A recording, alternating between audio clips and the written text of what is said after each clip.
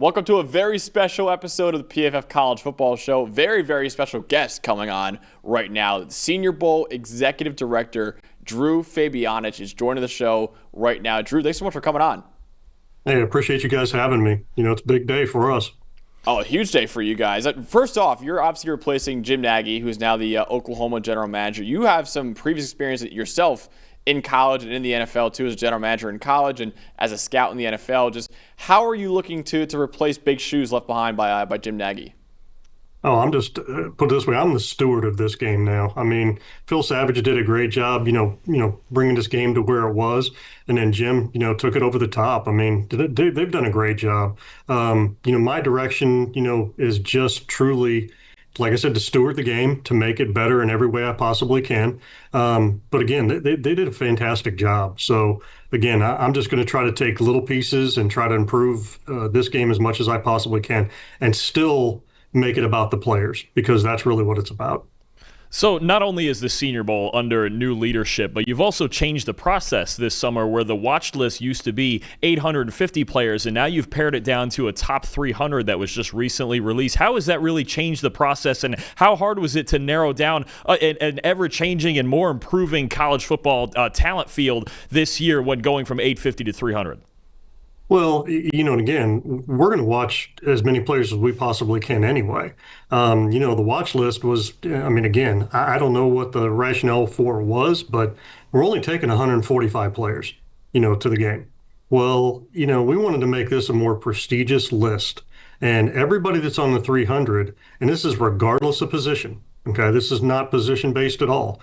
These are the top 300 players that we have graded, okay, so far this year, off of last year's tape. Now, that doesn't mean that somebody outside the 300 is not going to get an invite to this game. But, again, I wanted this to be a very prestigious and selective process, because this is a premier all-star game. Always has been, always will be. And, the NFL wants draftable players. So everybody that's on there, we deemed as draftable players. Absolutely. I want to ask you real quick about your background a little bit, right? You were a scout for the Cowboys for a long time. You obviously were a general manager, like I mentioned before, at the college level too. How will your experience both at the NFL level and in college, being a general manager there, kind of translates over to your new job now at the Senior Bowl? I think every aspect of my background is made this almost perfect for me. I mean, it checked a lot of boxes. I mean, I'm still evaluating talent. I'm still, as a general manager, I'm still raising money. I'm still, dealing with agents. There's so many pieces that cross over with what I've done in the past. The coaching background, I can talk to coaches differently. There's not a lot that I've done that really doesn't fit this position. Now, I'm not great with the media. I am, I'm really not. I'm getting used to it. I'm just not very good at it. But I'm trying. So be patient with me, okay? You're doing great right now, Drew, honestly. Absolutely. We're only here to help you out with that part of it. So don't worry about it. No reason to be nervous about it. I want to follow up with something you said there about, dealing with agents, dealing with a lot of the professional lifestyle work in the NFL, but we're seeing more and more of that lifestyle coming into the college game, right? Even with now 18-year-old kids getting millions of dollars in NIL deals and all of that. Do you feel like the kids now are more prepared coming into this process with the way that college football, the way that they're being recruited, the way that they're being paid through their years in college football? Do you think they're more prepared for more of a professional lifestyle because that's what we're seing more at the college level? I don't think so. I really don't. I mean, just because you have money doesn't mean you act like a professional or you act mature. I think the biggest problem the coaches will tell you is now they spend a lot of time together and they do have a lot of money.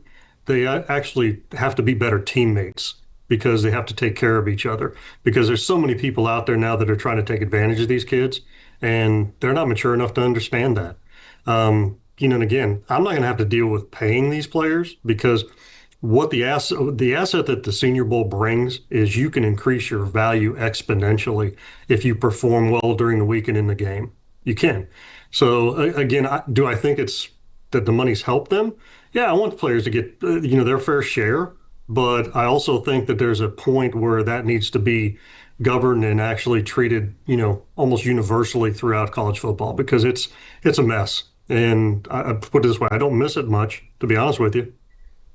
Yeah, I can't even imagine, you being a general manager of the college game, just how complicated that was dealing with everything that's going on in the wild, wild west of college football. Now, I want to dive in more into the watch list, though, Drew. Okay. Obviously, the biggest storyline every single NFL draft is the quarterbacks.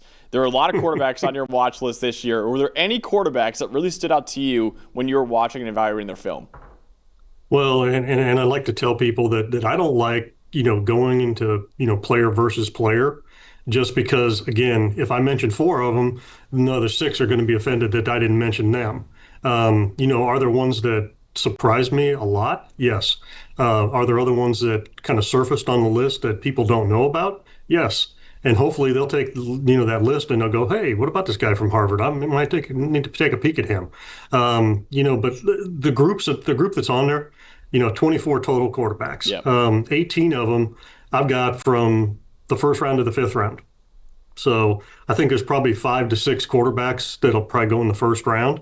And again, there could be 2 more quarterbacks that surface and play well this year, that we may actually invite. You never know.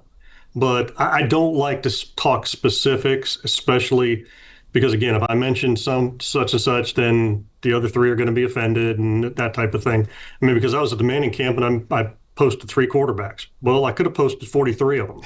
Well, I didn't because I couldn't get to 43 of them. And I'm sure that some of them were offended that I didn't post about them. So you see where I'm going with that?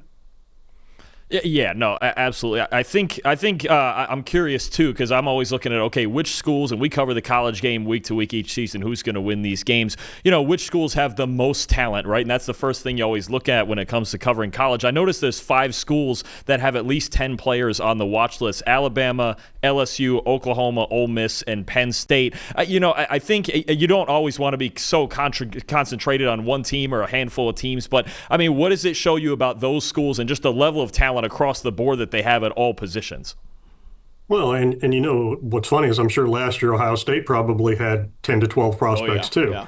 And it's kind of attrition, based, that sometimes those classes, kind of weed themselves out, and you come in with 25, you end up with 10 guys at the end, at the end of their seniors. Well, what it shows you is that, again, if you have that many pro prospects, you should be able to compete to have a playoff spot. Bottom line, because again, when I was in the Big 12, it was like everybody had about 6 dudes, as I'd call them, right? And, I put Penn State on and I do a 2D breakdown of them, and I'm going like, damn. I was like, they got like 14 dudes, or 15. And I'm going like, really? I mean, it's hard for us to compete against them, because they've got that many. So again, what it shows you is depth. It shows you good recruiting. It shows you that they're pretty good at their evaluation process, and they're good at keeping their classes together or bringing some transfer fills for the spots that they're lacking.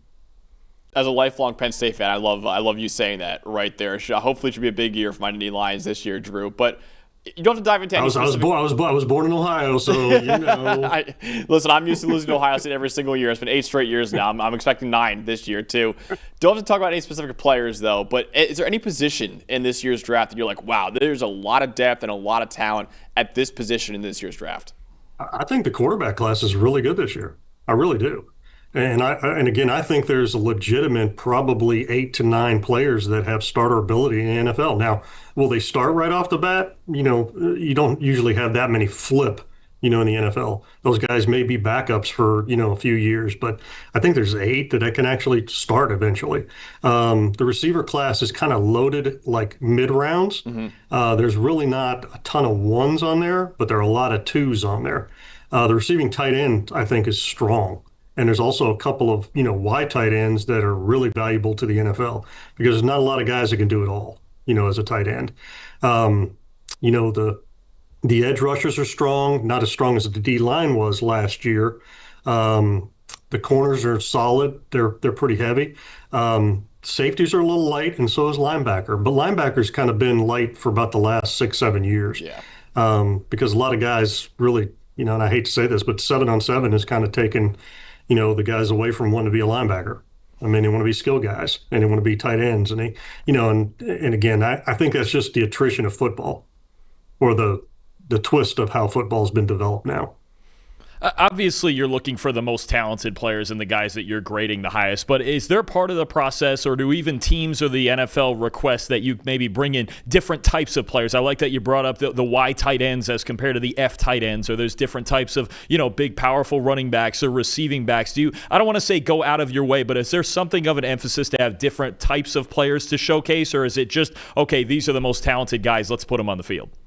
No, I think it's just like what they did and what we did in the draft. I mean, you're going to set up a vertical board and you're going to try to put, you're going to probably try to take your first 8 quarterbacks that you've got on the board. You're going to invite those 8.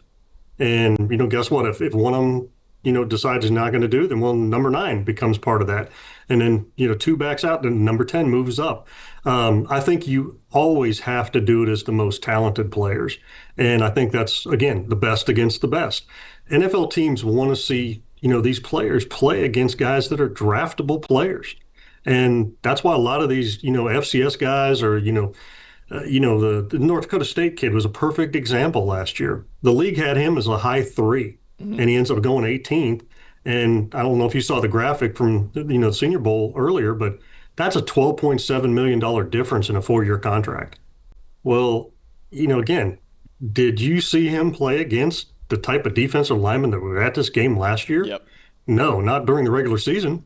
So it helped him, like I said, exponentially to, as far as the pay goes. Absolutely. We were actually at the Mobile last year, and Gray Zabel dominated during all week of practice last year. So, Drew, this has been a fantastic interview. Can't wait to see which players dominate next year's Senior Bowl, and hopefully keep talking to you throughout the season. I appreciate it. Thank you guys for having me. Of course. Thanks, Drew.